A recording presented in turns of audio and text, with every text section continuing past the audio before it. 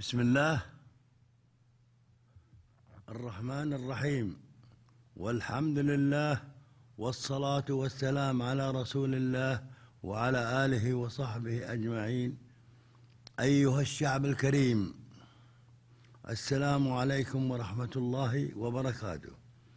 كم أنا فخور بكم،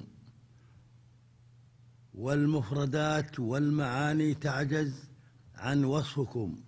أقول ذلك ليشهد التاريخ وتكتب الأقلام وتحفظ الذاكرة الوطنية بأنكم بعد الله صمام الأمان لوحدة هذا الوطن، وإنكم صفعتم الباطل بالحق والخيانة بالولاء وصلابة إرادتكم المؤمنة.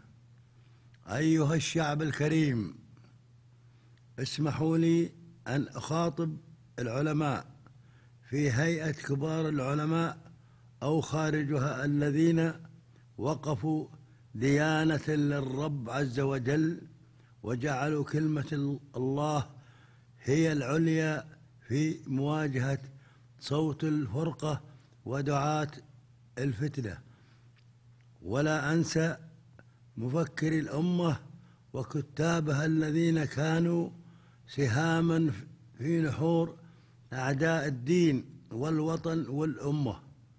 وبكل اعتزاز أقول للجميع ولكم مواطن ومواطنة أن أي أمة ترفع كلمة الحق لا خوف عليها، وأنتم في قلبها الأمناء على الدين وأمن واستقرار هذا الوطن. أيها الرجال البواسل